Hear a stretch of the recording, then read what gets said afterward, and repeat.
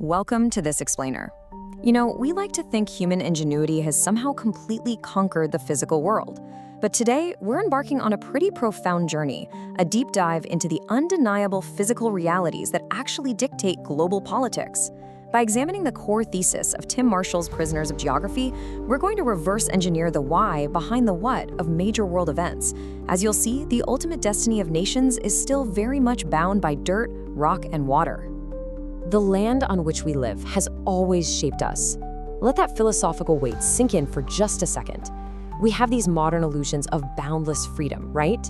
But the choices of our world leaders, the rise and fall of empires, the whole trajectory of humanity itself, it all remains fundamentally constrained by the rivers, the mountains, and the seas. To really grasp this, we've mapped out a structured journey today. We'll start with the unbroken rules of geography, examine Russia's historical paranoia of the plain, move eastward to China's natural fortresses, confront the tragic scars of colonial borders, and finally, look at why geography still commands our modern future. Part 1, the rules of geography and humanity's physical limits. Okay, let's dive into this. We live in an era of global Wi-Fi and satellite tech, so the physical landscape is easily the most overlooked determining factor in international strategy. We absolutely obsess over individual leaders and fleeting political ideologies, but those are temporary. What's permanent are the massive obstacles created by a mountain range, or the lifeblood of a navigable river network, or the sheer isolation of a sprawling desert. World leaders really have to navigate the physical board they're playing on before they can even decide how to move their pieces. Part 2, Russia's flatland fears, the paranoia of the plain. And this brilliantly illustrates exactly what we're talking about. We're turning to a vast nation whose entire history and strategy is defined by a terrifying vulnerability, the lack of natural western borders. Take the North European plain. Starting at Poland, it's this narrow wedge, maybe 300 miles wide, stretching from the Baltic Sea down to the Carpathian Mountains. But as it moves eastward toward Moscow, it fans out to over 2,000 miles wide. It is completely, ruthlessly flat. There's literally nowhere to hide, and it's invited catastrophic invasions every 33 years on average since 1812. That includes the devastating advances of Napoleon and Hitler. Because defending a massive flat line like that is geographically impossible. Russian military planners have historically relied on a concept they call strategic depth. By expanding their borders outward to create a massive buffer zone, they ensure that any invading army has to cross an immense, punishing hinterland to reach them. By the time an attacker actually reaches the heart of Russia, their supply lines are unsustainably long and the brutal Russian winter takes hold. Basically, the sheer vastness of the land itself is the ultimate defensive weapon.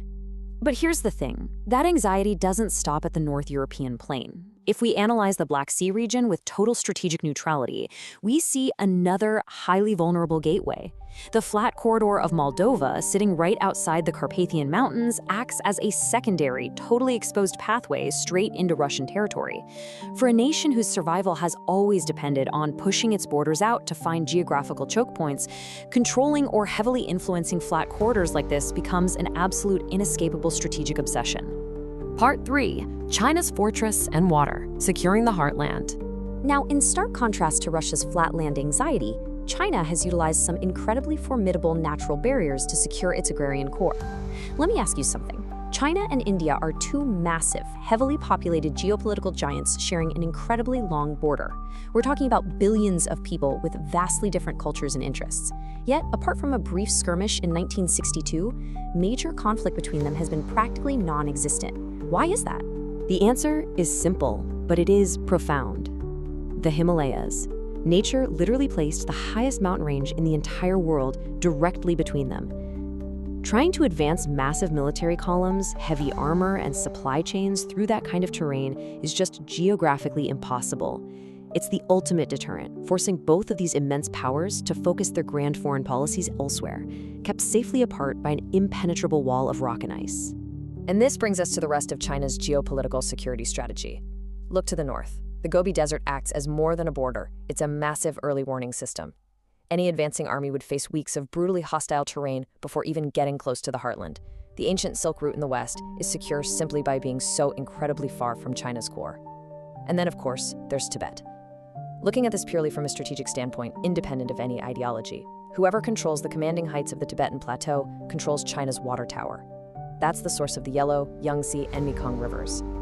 For a nation that relies on immense volumes of water, securing that exact geography is viewed as an absolute necessity for survival. Part 4: Scars of Colonial Borders.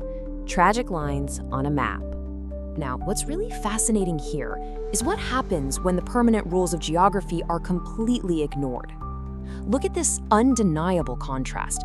The borders of Western Europe largely formed organically over centuries, totally dictated by natural physical barriers. You had rivers, mountains, and coastlines naturally separating distinct groups. Conversely, in regions like Africa and the Middle East, borders are almost entirely artificial. They were drawn with literal rulers by colonial powers who forced deeply distinct ethnic and religious groups together into unnatural nation-states, while simultaneously splitting others right down the middle. As Tim Marshall accurately notes, drawing lines on maps while disregarding the topography is a recipe for trouble, and we are witnessing the tragic culmination of this today. The severe ethnic and civil conflicts we see in places like Sudan, the Democratic Republic of the Congo, and Iraq are not just random outbreaks of violence. They're the direct, inevitable results of colonial powers imposing artificial structures right over profound physical and demographic realities. When you arbitrarily tell entirely different nations that they're suddenly one state, violence almost inevitably follows. Part 5: Geography in Modern Times. The Unchanging Future. We really have to confront this modern illusion that technology has somehow conquered our planet.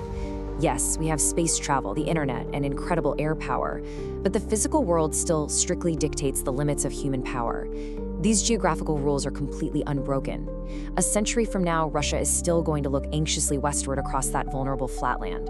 The Himalayas will absolutely continue to separate India and China. Florida's physical location will always control the entrance to the Gulf of Mexico, regardless of who's governing it.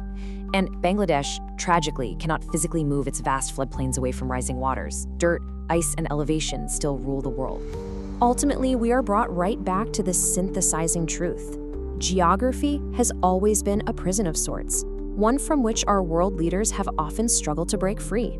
The grand strategies, the devastating wars, the endless quest for resources, they are all just attempts to navigate, mitigate, or overcome the physical spaces we've been dealt. It's the invisible hand guiding the grand chessboard of global affairs. So I want to leave you with this final thought to ponder. As we push further into the 21st century, armed with unprecedented technological might, will humanity ever truly break free from the prison of geography?